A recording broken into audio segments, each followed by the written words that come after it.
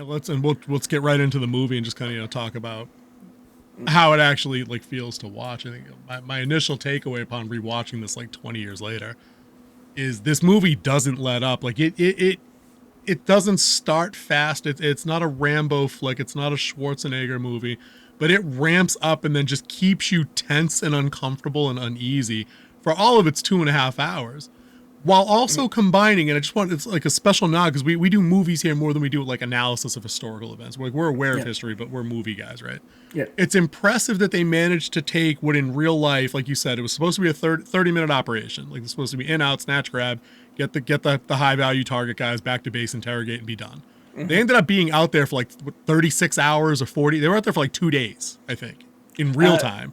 The operation started about 1:50 is when they got clarification of the target area.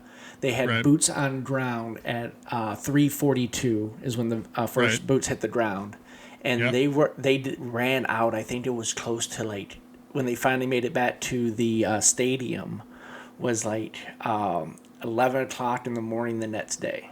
That's what I'm saying. Like, because I remember on the screen they had the subtitle or the title card that's like Monday, and then I think it ends on Tuesday, and then at the end Hoot says to Eversman, he goes, "Hey, it's a whole new week," implying that they've been out there. You know, they basically restart over it. But my point is that they took this ungodly amount of stuff that happened in real life, managed to crush it down to 2.5 hours.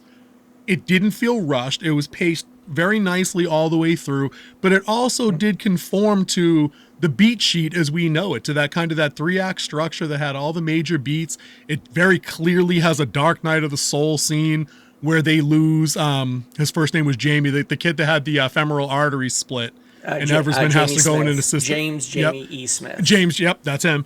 Where Eversman had to assist the field medic in trying to clamp the wound, but they ended up losing him. That's Dark Night of the Soul through and effing through, and it comes at basically like the 2-hour mark in the movie. Like it's right on time. They have the false victory where they recover the first crash site. They think everything's going well, and then 15 seconds later, boom, next helicopter going down, stakes raised, like everything's escalating along the way while they're mounting casualties, which is like a nonstop thing. Like this is not it's not an 80s action flick where the good guys steamroll everything in front of them. Like that is not how this went down. Like not at all, dude. I just wanted to point out that that kind of comparison or that kind of just how it really looked in terms of getting real life events broken down into a movie format so it could be 2.5 hours long and not a documentary that was 6 parts of 4 hours apiece.